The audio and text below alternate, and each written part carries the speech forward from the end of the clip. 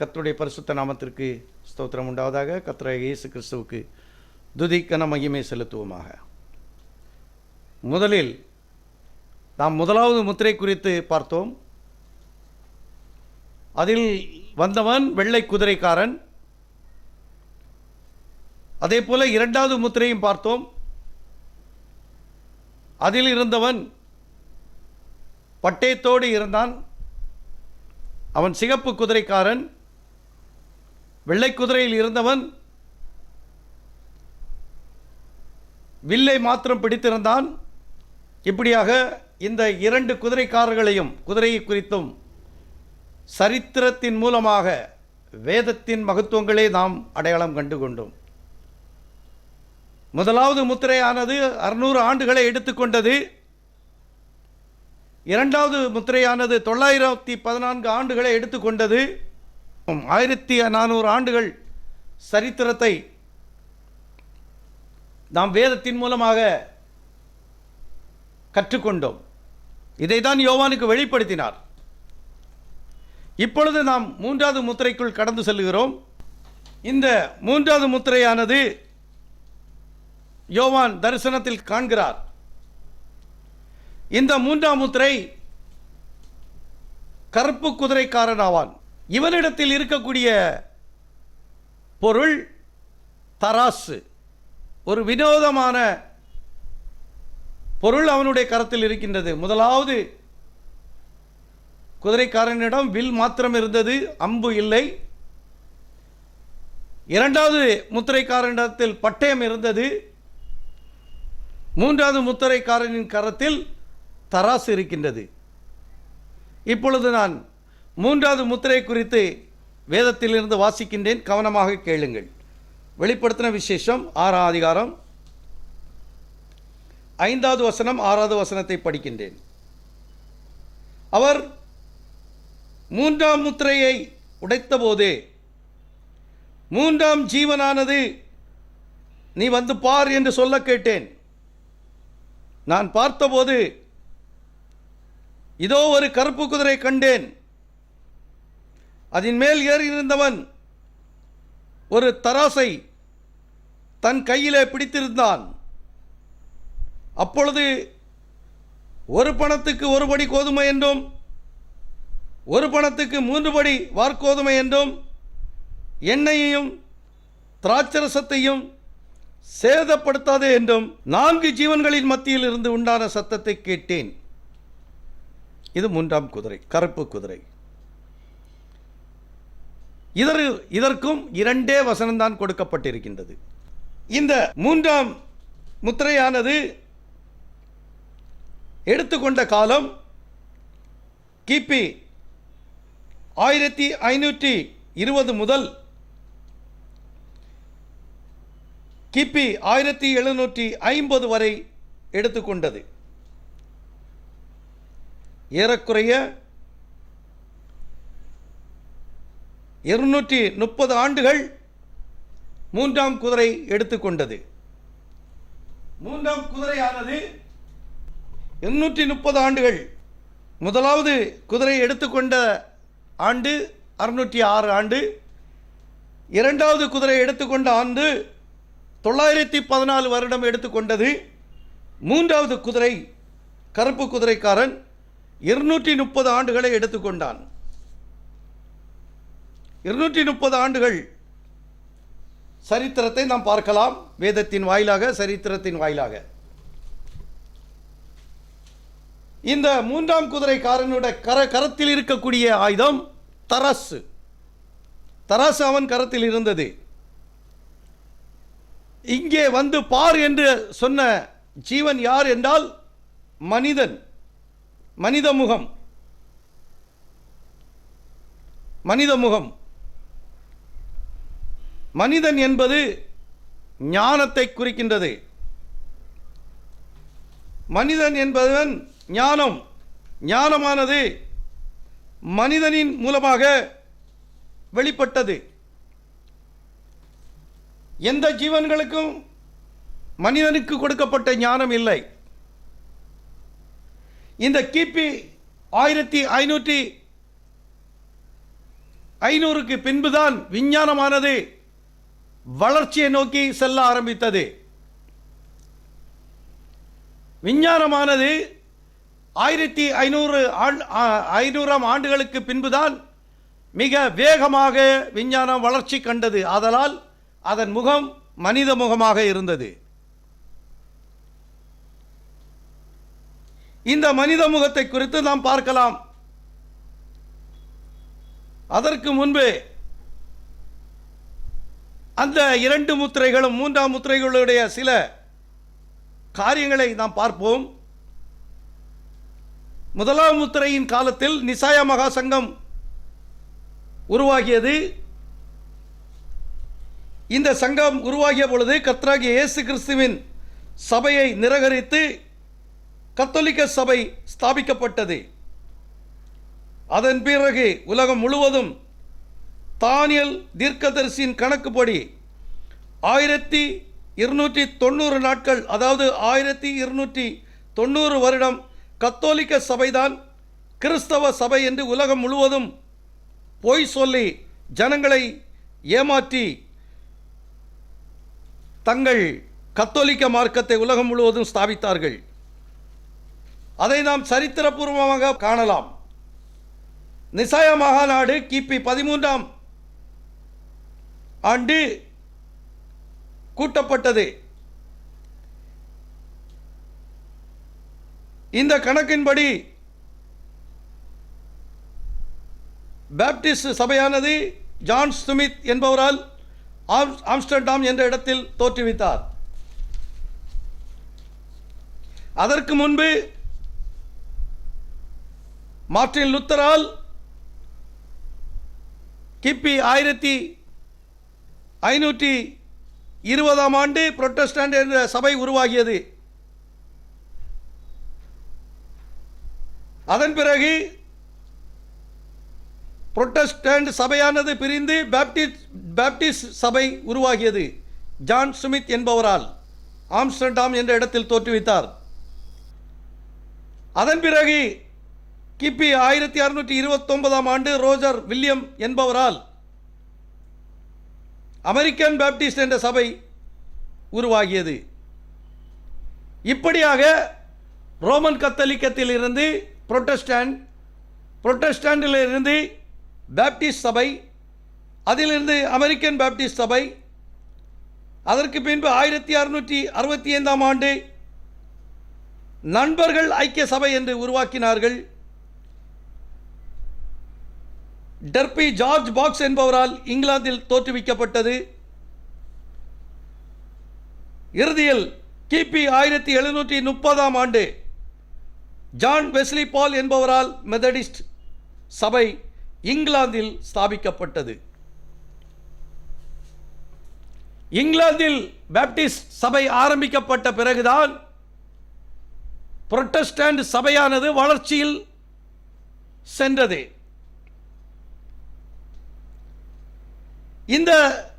இந்த மெத்தடிஸ்ட் சபையிலிருந்து William booth அவர்களால் சல்வேஷன் ஆர்மி என்ற சபை உருவாக்கப்பட்டது. சபை அல்ல, அது மிஷனரி.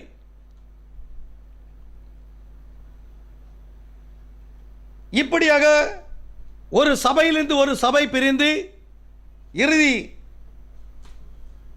பெந்தேகோஸ்து வரைக்கும் வந்து முடிந்தது. பெந்தேகோஸ்து வரும் பொழுது தங்களுக்கு சொந்தமாக ஒவ்வொருவரும் சபையை உருவாக்கி கொண்டார்கள். இதில் முக்கியமாக தெரிந்து கொள்ள வேண்டிய ஒரு காரியம், கிபி 313 ரோமன் கத்தோலிக்க சபை ஸ்தாபிக்கப்பட்டு உலகம் முழுவதும் வியாபித்திருந்த சமயத்தில் உலகம் முழுவதும் கிறிஸ்தவ மதம் என்றால் கத்தோலிக்க மதம் என்று, அவர்களின் மிக முக்கியமான தெய்வம் மதர் மெரியாள் என்றும், யோசேப்பு தகப்பன் என்றும், கர்த்தராகிய இயேசு இவர்களின் குழந்தை என்றும், கேப்ரியேல் மிகாவேல் இவர்களின் தூதர்கள் என்றும் உலகம் முழுவதும் செய்தியாக ரோமன் கத்தோலிக்கர்களால் உலகம் முழுவதும் கொண்டு செல்லப்பட்டது. சாத்தான் கர்த்தராகிய இயேசு கிறிஸ்துவை ஏறக்குறைய 1200 ஆண்டுகளுக்கு மறைத்து வைத்து விட்டான். 1200 ஆண்டுகள் ரோமன் கத்தோலிக்க சபை ஆரம்பித்தவுடன் சபை குறித்து ஒன்றுமே தெரியவில்லை. ஜனங்களுக்கு உண்மையான சபை குறித்து ஒன்றுமே அறியவில்லை.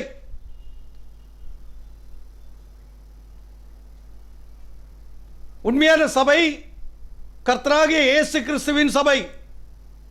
இந்த சபையானது அப்போஸ்தலர்களால் நிறுவப்பட்டது. அந்த சபை ஏறக்குறைய 300 ஆண்டுகள் கழித்து ரோம கத்தோலிக்க மார்க்கம் உருவாகிய பொழுது அந்த சபை அழிக்கப்பட்டது. அதன் பிறகு இவர்கள்தான் 1200 ஆண்டுகள் கிறிஸ்தவன் என்றால் கத்தோலிக்கன் என்ற மனப்பான்மையை உலகம் முழுவதும் கொண்டு சென்றார்கள்.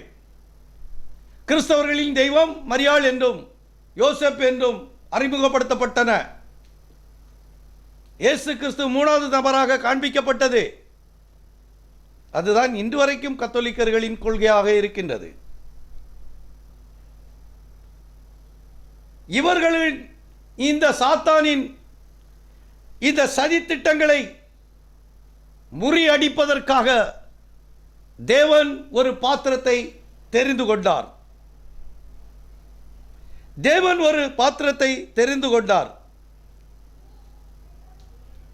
கிபி 1517 ஆண்டு ஜெர்மன் தேசத்தை சேர்ந்த மார்ட்டின் லூத்தர் என்பவரால் இயேசு கிறிஸ்து வெளிச்சத்திற்கு கொண்டு வரப்பட்டார்.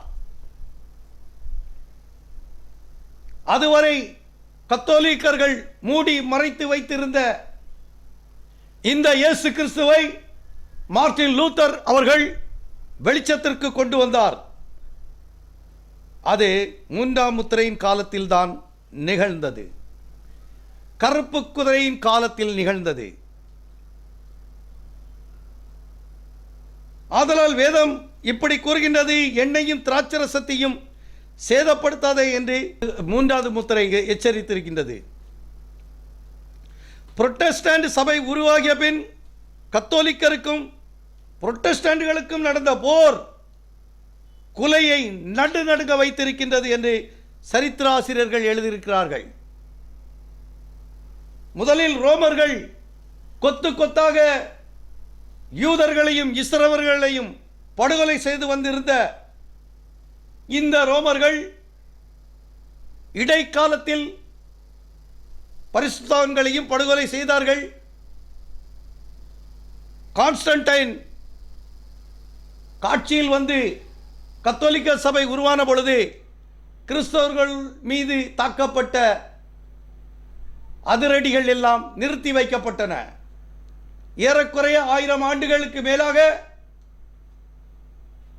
அது நிறுத்தி வைக்கப்பட்டிருந்தது. என்றைக்கு மார்ட்டின் லூத்தர் அவர்களால் புரொட்டஸ்டன்ட் சபை உருவாகியதோ அன்றையிலிருந்து மறுபடியும்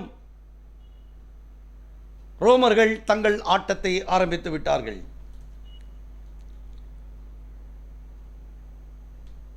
முதலாம் சபையின் காலத்தில், 1ஆம் நூற்றாண்டின் காலத்தில் எப்படி யூதர்களை படுகொலை செய்தார்களோ அதே போல இந்த 15ஆம் நூற்றாண்டு 16ஆம் நூற்றாண்டின் ஆரம்பத்தில் புரொட்டஸ்டன்ட்களுக்கு இவர்கள் செய்த வேதனைகள், துக்கங்கள் சொல்ல வார்த்தைகள் இல்லை. அந்த அளவிற்கு அவர்கள் படுகொலை செய்தார்கள். புரொட்டஸ்டன்ட்களை படுகொலை செய்து தங்களை நிலைநிறுத்திக் கொண்டார்கள்.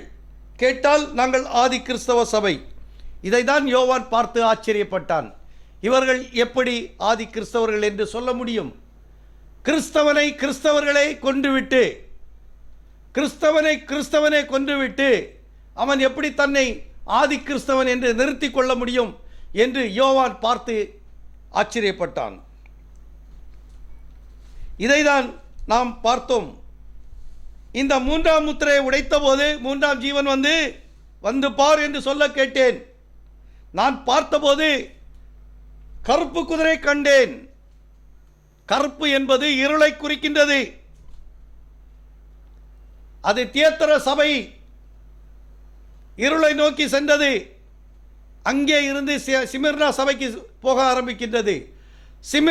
சிமிர்னா சபைக்கு வரும் பொழுது இருளாக கிடந்த சபையானது ஒரு சிறிய வெளிச்சம் மார்ட்டின் லூத்தரால் கொண்டு வரப்பட்டது. இந்த கருப்பு குதிரை எப்படி நிறம் கருப்பாகியது? எப்படி வெள்ளை குதிரை பரிசுத்தவான்களின் இரத்தத்தால் சிகப்பு ஆகியதோ அதே போல அந்த சிகப்பு குதிரை தான், சிகப்பு இரத்தமானது நன்றாக காய்ந்து விட்டால் நிறம் கருப்பாக மாறிவிடும். சிகப்பு நிறந்த கருப்பாக மாறியது, அது காய்ந்தபின் கருப்பு நிறமாகியது. அதே குதிரையில் செய்த அக்கிரமம் அநியாயம் எல்லாம் சிகப்பு குதிரையிலும் தொடர்ந்து வந்து கொண்டிருந்தது. அதே காரியம் இப்பொழுது கருப்பு குதிரையிலும் தொடர்ந்து நடந்து கொண்டிருக்கின்றது. ஏறக்குறைய 230 ஆண்டுகள்.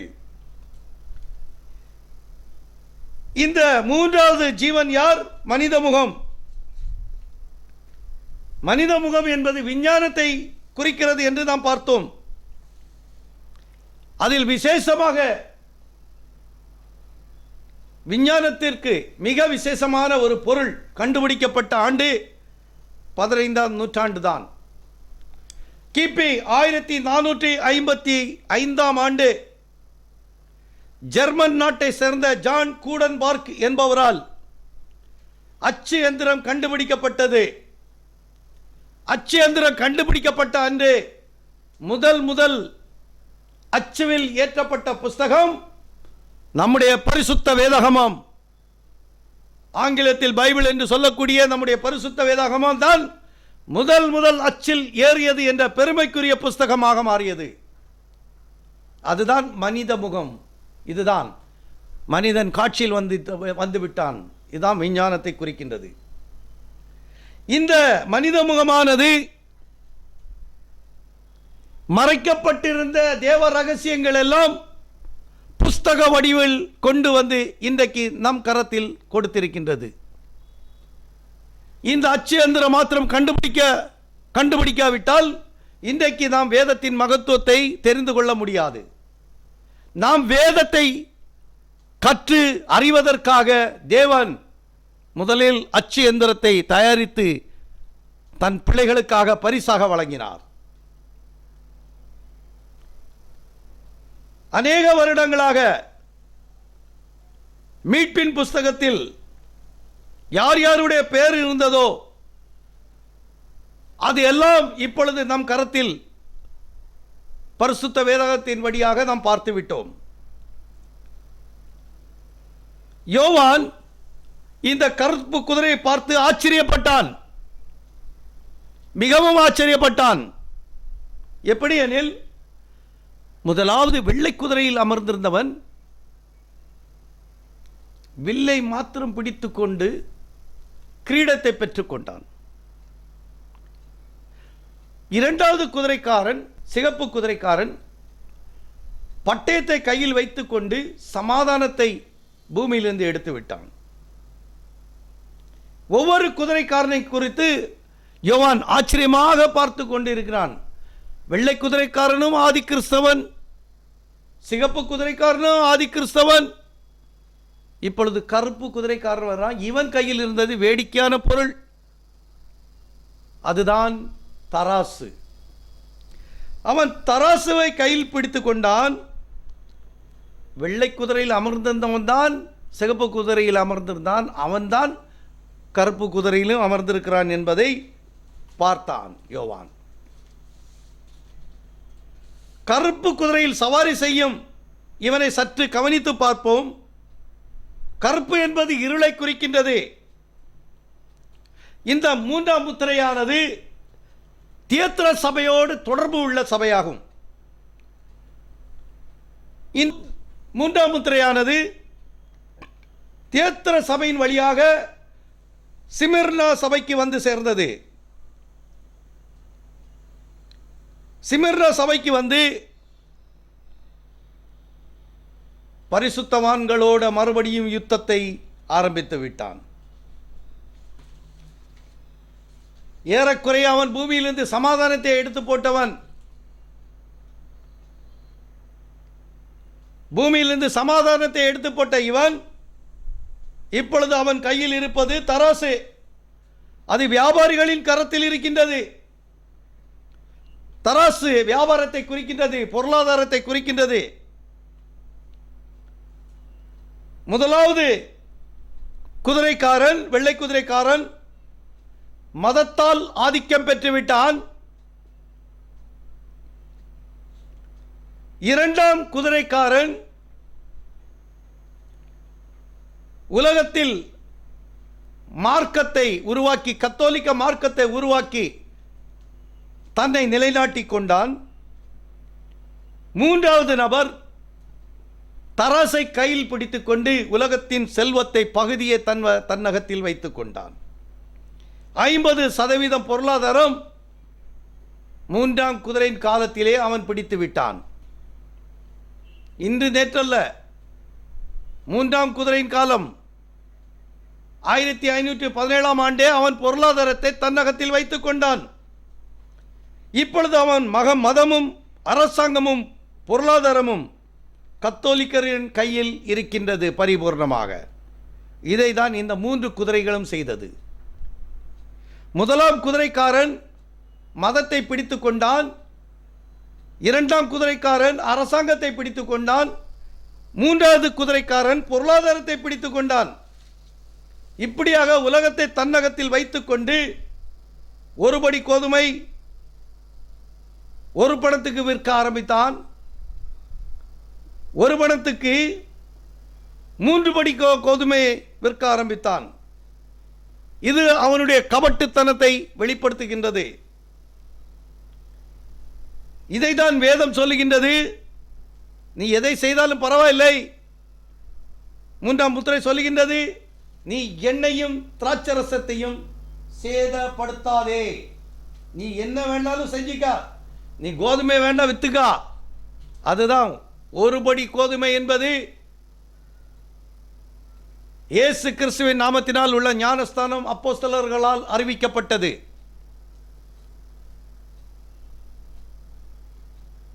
மூன்று படி கோதுமை என்பது ரோமன் கத்தோலிக்கர்களால் பிதா குமாரன் பரிசுத்தாவி என்ற ஞானஸ்தானம் அறிமுகப்படுத்தப்பட்டது. பரிசுத்த வேதாகமத்தில் பிதா குமாரன் பரிசுத்தாவின் நாமத்தினால் ஞானஸ்தானம் பெற்றவர்கள் ஒரு நபரும் இல்லை என்பதை வேதத்தை படித்து தெரிந்து கொள்ளுங்கள். தெளிவாக நீங்கள் புதிய ஏற்பாடை படியுங்கள். ஒவ்வொரு வசனமாக தேடி தேடி வாசியுங்கள். ஒரு நபராவது பிதா குமாரன் பரிசுத்தாவின் நாமத்தினால் ஞானஸ்தானம் பெற்றார்களா என்று பார்த்தீர்களே, ஆனால் ஒரு நபரும் கிடைக்கவில்லை. அதுதான் இந்த குழப்படி. இது ஆவிக்குரிய ஆகாரம். கோதுமை என்பது ஆகாரத்தை குறிக்கின்றது. ஞானஸ்தானம் என்பது ஆவிக்குரிய காரியம். ஏனெனில் தேவனாகிய கர்த்தர் நிக்கதோமு என்ற மனிதனிடம் பேசும் பொழுது இதை குறித்து பேசினார். ஒருவன் ஜலத்தினாலும் ஆவியினாலும் பிறவாவிட்டால் தேவனுடைய ராஜ்யத்தை சுதந்திரித்துக் கொள்ள முடியாது. ஞானஸ்தானம் மிக முக்கிய பங்கு வகிக்கின்றது. அந்த ஞானஸ்தானத்தை தான் இவன் மூழ்கி எடுத்துக்கொண்டிருந்த ஞானஸ்தானத்தை கத்தோலிக்கர்கள் தெளிப்பு ஞானஸ்தானமாக மாற்றினார்கள். பிறகு அதை பிதா குமாரன் பரிசுத்தாவின் நாமத்தினால் தெளிப்பு ஞானஸ்தானத்தை அறிமுகப்படுத்தினார்கள். அவர்களை பின்பற்றி தான் புரொட்டஸ்டன்ட் சபையில் இருந்து பெந்தேகோஸ்து சபை வரைக்கும் இன்று வரைக்கும் நடந்து கொண்டிருக்கின்றது. வேதத்தை பின்பற்றாமல் இவர்கள் கத்தோலிக்கரை பின்பற்றி அந்த 3 படி, 1 ரூபாய்க்கு 3 படி கோதுமையை வாங்கி புசிக்க ஆரம்பித்தார்கள்.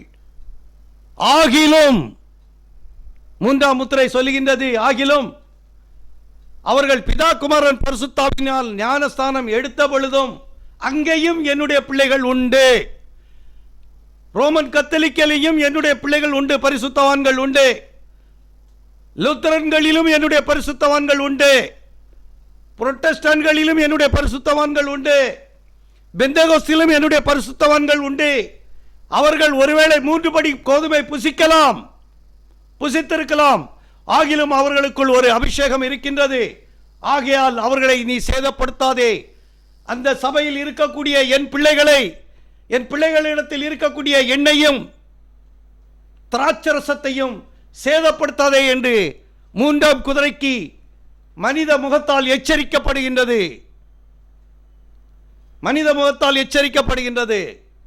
ஒரு நாள் அவர்கள் சத்தியத்தை அறிந்து உண்மையை புரிந்து கொண்டு நிச்சயமாக மனம் மாறுவார்கள். ஏசாயா சொன்னது போல கர்த்தருடைய புஸ்தகத்தை தேடி வாசியுங்கள், அதில் ஒன்று குறைவுபடாது என்ற வார்த்தையின் மகத்துவத்தை ஒரு நாள் அவர்கள் புரிந்து கொண்டு பயபக்தியுடன் கர்த்தராகிய இயேசு கிறிஸ்துவின் நாமத்திற்கு பயந்து வருவார்கள். இந்த திருத்துவ கொள்கை கொண்டு வந்தது, அறிமுகப்படுத்தியது ரோமன் கத்தோலிக்கர்கள். அதை தான் இன்று வரைக்கும் பெந்தேகோஸ்து வரைக்கும் கடைபிடித்து கொண்டு வருகிறார்கள். வேதத்தை சற்று ஆராய்ந்து பாருங்கள், ஒவ்வொரு வசனத்தை தெளிவாக சிந்தித்து படியுங்கள். நான் பேசுவது பரிசுத்த வேதாகமம், என்னுடைய கற்பனை இல்லவே இல்லை. இங்கே ஒரு எச்சரிப்பு வருகின்றது, நீ எண்ணெயும் திராட்சரசத்தையும் சேதப்படுத்தாதே என்று. ஏனெனில் அவன் இந்த ஞானஸ்தானத்துக்காக டோக்கன் வழங்கப்பட்டது. ரோமன் கத்தோலிக்கர்கள் அதற்கு பணம் கொடுக்கப்பட்டது ஞானஸ்தானத்திற்காக. இதை முறியடித்தவர்தான் 5ஆம் சபையின் தூதனான சிமிர்னா சபையின் தூதனான மார்ட்டின் லூத்தர் அவர்கள். ஏன் டோக்கன் வாங்க வேண்டும்? நான் ஏன் மனிதனுடைய பாதத்தில் வணங்க வேண்டும்? நான் எப்படி மனிதனுக்கு துதிகனம் செலுத்த வேண்டும்? பரிசுத்த வேதாகமத்தில் இல்லையே. நான் ஒரு மனிதனுடைய கட்டளையை ஏற்றுக்கொள்ள மாட்டேன், நான் எந்த மனிதனுக்கும் தலை வணங்க மாட்டேன் என்று அறைக்கூவல் விட்டவர்தான் மார்ட்டின் லூத்தர் அவர்கள். அந்த அறைக்கூவலானது ரோமர்களை மிகவும் அசைத்தது. சிங்காசனம் நடுக்கம் கொண்டது. யார் இந்த மார்ட்டின் லூத்தர் என்ற குரல் பூலோகம் எங்கும் அறைக்கூவல் வந்தது. யாவரும் பயந்து நடுங்கினார்கள். யார் இந்த புரொட்டஸ்டன்ட்கள் என்று நடுநடுக்க ஆரம்பித்தார்கள். அந்த நடுக்கத்தின் வெளிப்பாடுதான் புரொட்டஸ்டன்ட் என்ற சபை உருவாகியது.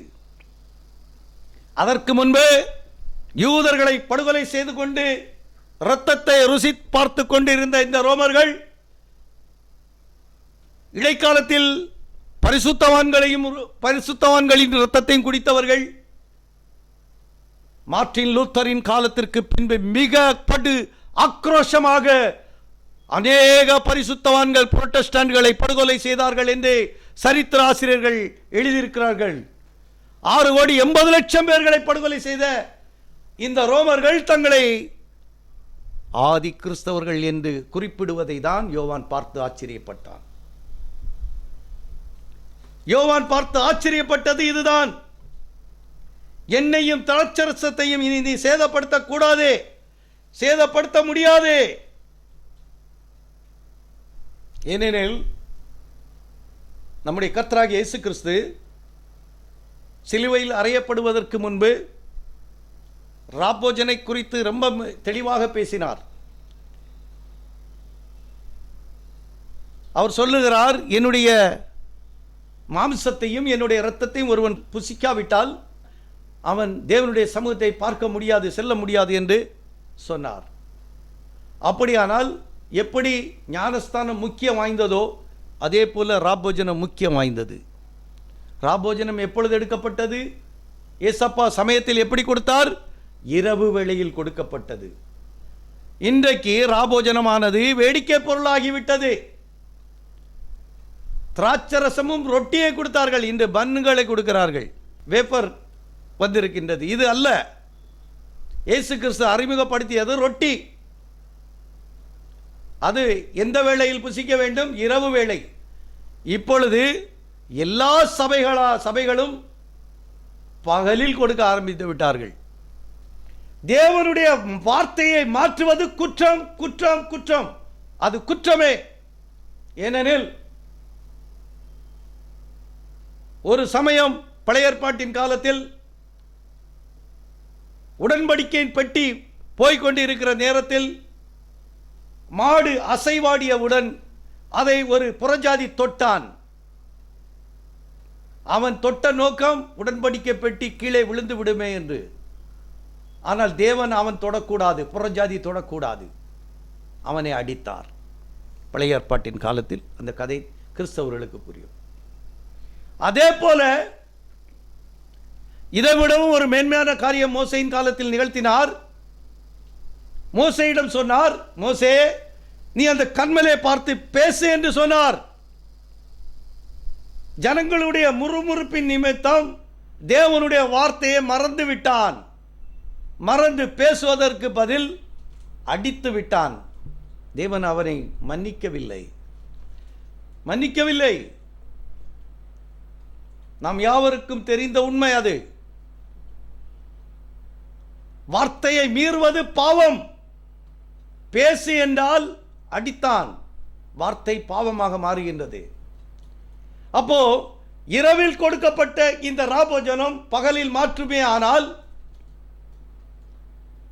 அது எப்படிப்பட்ட பாவம் என்பதை உணர்ந்து கொள்ளுங்கள். அது வேடிக்கை பொருளாகிவிட்டது. இது எல்லாமே வருகிற மணவாட்டி மாற்றுவாள். அதை தான் வேதம் நமக்கு குறிப்பாக சுட்டி காட்டுகின்றது. மூன்றாவது முத்திரையானது. இந்த மூன்றாம் முத்திரையின் காலத்தில் அநேக கள்ள தீர்க்கதரிசிகள் தோன்றி தேவனுடைய வார்த்தையை புரட்டுகிறார்கள். அது மத்தேயு 24 அதிகாரத்தில் இருக்கின்றது. மூன்றாம் முத்திரைக்கு பின் கத்தோலிக்க மதம் வீழ்ச்சியடைய ஆரம்பித்தது. முதலாம் முத்திரையில், இரண்டாம் முத்திரையில் மிக உச்சத்தில் இருந்த கத்தோலிக்க மார்க்கம் மூன்றாம் முத்திரையில் வந்தவுடன் அது வீழ்ச்சி அடைந்தது. காரணம், மார்ட்டின் லூத்தர் என்ற ஜெர்மன் தேசத்து ஒரு பக்தன் புரொட்டஸ்டன்ட் என்ற சபையை உருவாக்கிய பொழுது ரோமாபுரி வீழ்ச்சி அடைந்தது. ஏன்? காரணம் என்ன? மூன்றாம் முத்திரையில் சொல்லப்பட்ட மகத்துவமான வார்த்தை, எண்ணெயும் திராட்சரசத்தையும் சேதப்படுத்தாதே என்று. இவர் மார்ட்டின் லூத்தர் அவர்கள் தன் கைப்பட புதிய ஏற்பாட்டை எழுதி இலவசமாக ஒவ்வொருவருக்கும் வழங்கினார். அதுவரை பரிசுத்த வேதாமத்தை படிக்கக்கூடாது என்று தடை விதிக்கப்பட்ட, ரோமர்களால் தடை விதிக்கப்பட்டு வைத்திருந்த அந்த பரிசுத்த வேதாமத்தை தன் கையாலே எழுதி அநேகருக்கு பிரதியாக அவர் வழங்கினார். அதுதான் மனிதனுடைய ஞானம் என்று காண்பித்தது. அவர் காலகட்டத்தில் தான் அச்சேந்திரம் கண்டுபிடிக்கப்பட்டது. அதுதான் மனித முகம். மனித முகம் என்பது ஞானத்தை குறிக்கின்றது. சிங்கம் என்பது ராஜா, யூத ராஜசிங்கம். முதலாவது முத்திரையின் காலத்தில் இயேசு கிறிஸ்து தம்முடைய பிள்ளைகளை பாதுகாத்துக் கொண்டு வந்தார். இரண்டாம் முத்திரை காளை. காளை என்பது உழைப்பை குறித்தது. அந்த இரண்டாம் முத்திரையின் காலத்தில் அநேக பரிசுத்தவான்கள் கர்த்தராகிய இயேசு கிறிஸ்துவின் ஊழியத்துக்காக தங்கள் ஜீவனை ஒப்புக் கொடுத்து இரத்த சாட்சியாக மரித்தார்கள், பலியானார்கள். அநேக ஊழியக்காரர்கள் எழும்பினார்கள். மூன்றாம் முத்திரையில் மனித ஞானம் வருகின்றது. விஞ்ஞானம் வளர்ச்சி கண்டது. விஞ்ஞானம் வளர்ச்சி கண்டது. இந்த நேரத்தில் அச்சேந்திரம் கண்டுபிடிக்கப்பட்டு பரிசுத்த வேதாகமம் தயாரிக்கப்பட்டு அநேகர்களுக்கு கொடுக்கப்பட்டது. இந்த காலகட்டத்தில் அநேக சுவிசேஷகர்கள் எழுப்பி இரத்த சாட்சியாக மரித்தார்கள் என்று சரித்திராசிரியர் சொல்லுகிறார். இந்த மூன்றாம் முத்திரையின் காலத்தில் உலகம் முழுவதும் மிக அருமையான, மிக அன்பான தேவனின் பரிசுத்தவான்கள் மூன்றாம் முத்திரையில் எழுப்பி வருகிறார்கள். அதில் முதலாவது நபர் மார்ட்டின் லூத்தர் ஆவார். இரண்டாவது ஜான் வெஸ்லி பால் ஆவார். மூன்றாவது ஜான் கால்வின் ஆவார். நான்காவது ஜான் லெப்பெல்லர் ஆவார்.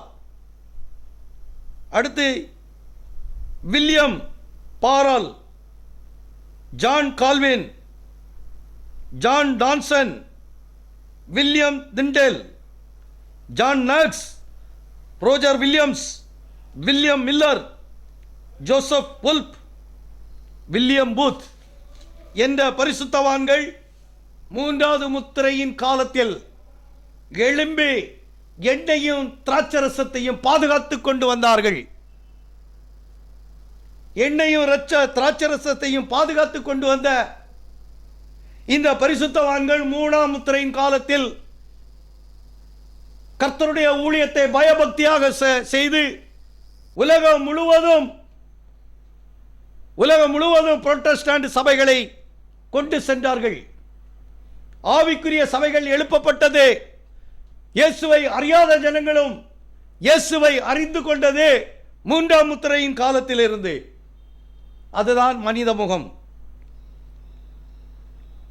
அதுதான் மனித முகம். ஆகையால் ஆண்டவர் சொன்னார், கவனிக்க வேண்டிய முத்திரையின் பாகம், எண்ணெயும் திராட்சரசத்தையும் சேதப்படுத்தாதே என்று 4 ஜீவன்களின் மத்தியிலிருந்து சத்தத்தை கேட்டேன். காரணம், அவருக்கு சொந்தமானவர்கள் அவருடைய ஜீவ புஸ்தகத்தில் இருக்கிறார்கள். ஒவ்வொரு சபை காலத்திலும் அவருடைய பிள்ளைகள் உண்டு. நான் தொடர்ந்து கூறிக்கொண்டு வருகிறது போல எல்லா மதத்திலும் தேவனுடைய பிள்ளைகள் உண்டு. எல்லா சபைகளிலும் தேவனுடைய பிள்ளைகள் உண்டு. நான் தொடர்ந்து ரோமன் கத்தோலிக்கர்களை தாக்கி கொண்டு வருவது போல உங்களுக்கு தோன்றும். நான் ரோமன் கத்தோலிக்கர்களை தாக்கவில்லை. நான் சரித்திரத்தை சொல்லுகிறேன். எனக்கும் கத்தோலிக்கர்களுக்கும் எந்த ஒரு விரோதமோ எந்த ஒரு பகையோ கிடையவே கிடையாது. நான் அவர்களை மனப்பூர்வமாக இப்பொழுதும் எப்பொழுதும் நேசித்துக் கொண்டுதான் இருப்பேன். அவர்கள் சத்தியத்தை அறியட்டும், சத்தியம் அவர்களை விடுதலை ஆக்கட்டும். அதற்காக நான் இந்த உண்மையை அவர்களுக்கு சொல்லுகிறேன். உங்களிலும் அநேக பரிசுத்தவான்கள் உண்டு. வேதத்தை படியுங்கள். சபை நமக்கு பெரிது அல்ல. நமக்கு கர்த்தர் இயேசு கிறிஸ்து தான் பெரியவர். அவரை குறித்து தியானியுங்கள். எல்லா சபைகளிலும் பரிசுத்தவான்கள் உண்டு. அதை குறித்து நாம் பார்ப்போம். சபையை குறித்து நாம் மேன்மை பாராட்ட வேண்டிய அவசியமே இல்லை. வார்த்தையை குறித்து மேன்மை பாராட்டுவோம். வெள்ளை குதிரைக்காரன் உண்மையான சபையை அழித்து போலியான சபையை உருவாக்கி கொண்டு வந்தான். இந்த சிவப்பு குதிரைக்காரன், இரண்டாம் குதிரைக்காரன், அந்த போலியான சபையை உலகம் முழுவதும் ஸ்தாபித்தான். மூன்றாவது குதிரைக்காரன் அந்த சபையை கொண்டு உலகத்தில் உள்ள மக்களை தன் பொருளாதாரத்தினால் வஞ்சித்துக் கொண்டான். இப்படியாக 3 குதிரைக்காரர்களும் இந்த பூமியில் சாத்தானுடைய ராஜ்யத்தை ஸ்தாபித்தார்கள். அதுதான் இங்கே வேதம் நமக்கு தெளிவாக சொல்லி இருக்கின்றது. ஒவ்வொரு சபை காலத்திலும் தேவனுடைய பிள்ளைகள் அவருடைய மீட்பின் புஸ்தகத்தில் அவர்கள் பெயர் இருக்கின்றது. அவர்கள் ஒவ்வொரு சபை காலத்திலும் பாதுகாப்பாக இருக்கின்றார்கள். ஒவ்வொரு சபை காலத்திலும் அவர்கள் பாதுகாப்பாக இருக்கின்றார்கள். எபேசு சபையிலிருந்து லவோதிக்கா சபை வரைக்கும் அநேக பரிசுத்தவான்கள் அடக்கம் செய்து நித்திரையில் இருக்கிறார்கள். இந்த லவோதிக்கா சபையின் காலத்தில், இந்த லவோதிக்கா சபையின் காலத்தில், இதுதான் கடைசி சபை காலம். இதைதான் யோவானிடம் பேசும் பொழுது இவைகளுக்கு பின்பு என்று சொல்லி அவர் முத்திரைக்கு கொண்டு செல்கிறார். லவோதிக்கா சபைக்கு பின்பு முத்திரைகளை வெளிப்படுத்தி கொடுக்கின்றார். ஒவ்வொரு சபையிலும் பரிசுத்தவான்கள் உண்டு என்பதை நீங்கள் வேதத்தை படித்துக் கொண்டு தெரிந்து கொள்ளுங்கள். ஒருவேளை நமக்குள் சபைகள் வேறுபட்டு இருக்கலாம், நமக்குள் சபை வேறுபாடு இருக்கலாம். ஆனால் நம் அனைவருக்கும் இருக்கக்கூடிய ஒரே வேத புஸ்தகம் பைபிள் என்று ஆங்கிலத்தில் சொல்லப்படக்கூடிய பரிசுத்த வேதாகமமாகும். நாம் அனைவருக்கும் கத்தோலிக்கரில் இருந்து, பெந்தேகோஸ்தினரில் இருந்து, இயேசுநாமக்காரர்கள் வரைக்கும், செவந்திடைக்காரர்களாக இருக்கட்டும், யாவருக்கும் ஒரே ஒரு வேதம் தான் உண்டு. அந்த வேதம் தான் நம் கரத்தில் இருக்கின்றது. இந்த வேதத்தை புத்தக வடிவில் நமக்கு வடிவமைத்து கொடுத்த ஜெர்மன் தேசத்தை சேர்ந்த ஜான் கூடன் பார்க் அவர்களுக்கு நாம் நன்றி சொல்ல கடமைப்பட்டிருக்கின்றோம். காரணம், ஜான் கூடன் பார்க் என்ற நபர்தான் அச்சு எந்திரத்தை கண்டுபிடித்து முதல் பரிசுத்த வேதாமத்தை தான் அச்சில் கொண்டு சேர்த்தார். அந்த பெருமை மூன்றாம் குதிரையின் காலத்தில் வந்தது. அதே ஜெர்மன் தேசத்தில் தான் மார்ட்டின் லூத்தர் அவர்களும் புரொட்டஸ்டன்ட் என்ற சபையை உருவாக்கி உலகம் முழுவதும் பரிசுத்த வேதாமத்தை படிக்க வைத்து மக்களை ஒரு மாற்று வழியில் ஒரு புதிய பாதையை அமைத்து கொடுத்தவர் மார்ட்டின் லூத்தர் அவராகும். அதன் பிறகுதான் ஒவ்வொரு பக்தர்களும் தோன்றி இயேசு கிறிஸ்துவின் மகத்துவத்தை உலகம் முழுவதும் கொண்டு சென்றார்கள். அதுதான் மூன்றாம் முத்திரையில் சொல்லப்பட்ட எண்ணெயும் திராட்சரசமும் ஆகும். அதை சேதப்படுத்தாதே என்றால் அர்த்தம் என்ன? சாத்தான் அதை ஒன்றுமே செய்ய முடியாது. அவன் கையில் பொருளாதாரம் இருக்கின்றது, அவன் கையில் பொருளாதாரம் இருக்கின்றது, தராசு அவன் கையில் இருக்கின்றது, அவன் கையில் அதிகாரம் இருக்கின்றது, பட்டயம் இருக்கின்றது. இரண்டாம் குதிரையில் பட்டயத்தை வைத்திருக்கிறான். முதலாம் குதிரையில் அவன் மதத்தை கையில் வைத்திருக்கிறான். இப்படியாக மதம், அரசாங்கம், பொருளாதாரம், இந்த மூன்று குதிரைகளின் வழியாக தன் ஆதிக்கத்தில் வைத்துக் கொண்டு இன்றும் அவன் மறைக்கப்பட்ட ஒரு வல்லரசாக காட்சியில் இருக்கின்றான். இன்றும் யாருக்கும் தெரியாது. வல்லரசு என்றால் அமெரிக்கா என்று சொல்லுகிறோம். இல்லை, வல்லரசு அன்றிலிருந்து இன்று வரைக்கும் ரோமாபுரி தான். அது வல்லரசாகவே இருக்கின்றது. இன்றும் போப் அவர்கள் ஒரு வார்த்தை சொன்னால் அமெரிக்கா கீழ்ப்படியும். போப் அவர்கள் ஒரு வார்த்தை சொன்னால் சீனா கீழ்ப்படியும். போப் அவர்கள் ஒரு வார்த்தை சொன்னால் இந்தியா கீழ்ப்படியும். போப் அவர்கள் ஒரு வார்த்தை சொன்னால் ரஷ்யா கீழ்ப்படியும். ஏன்? உலகம் முழுவதும் அவருடைய வார்த்தைக்கு இன்றும் மதிப்பும் மரியாதையும் வைத்திருக்கிறார்கள். ஆகையால் அது ஒரு மறைக்கப்பட்டு இருக்கின்ற வல்லரசாகும். ஒரு நாள் இந்த மறைக்கப்பட்ட வல்லரசு வெளிச்சத்திற்கு வரப்போகின்றது. அப்பொழுதுதான் வேதத்தின் மகத்துவம் யாவரும் புரிந்து கொள்வார்கள். நான் வேதத்தையும் சரித்திரத்தையும் இணைத்து உங்கள் மத்தியில் கொண்டு வந்திருக்கின்றேன். மனித முகம் என்பது ஞானத்தை குறிக்கின்றது.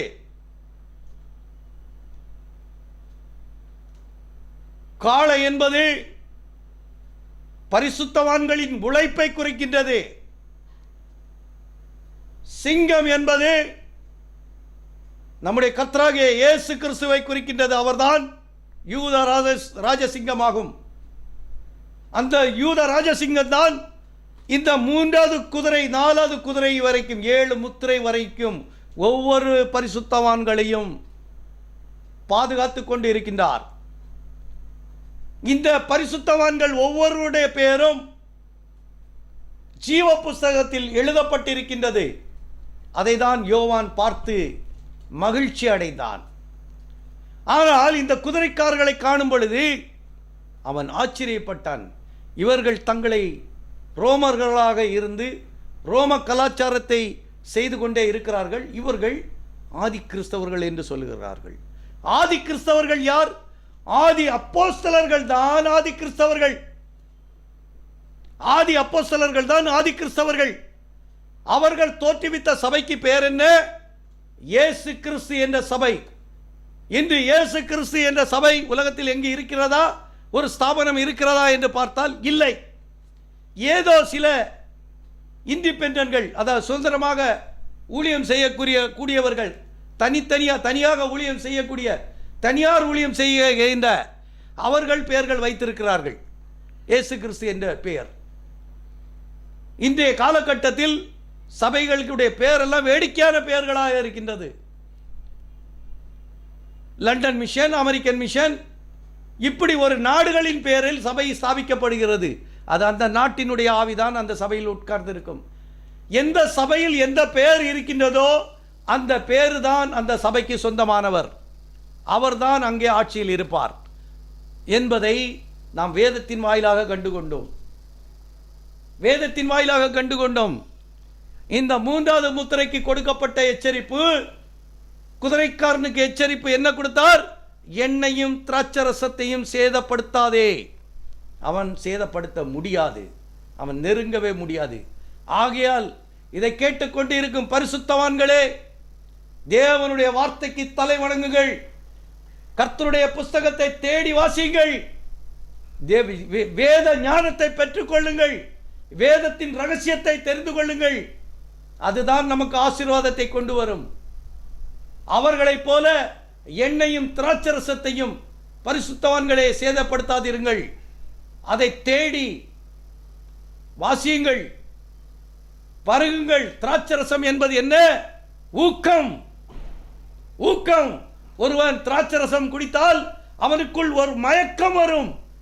அதுதான் தேவனுடைய வார்த்தையாகும்.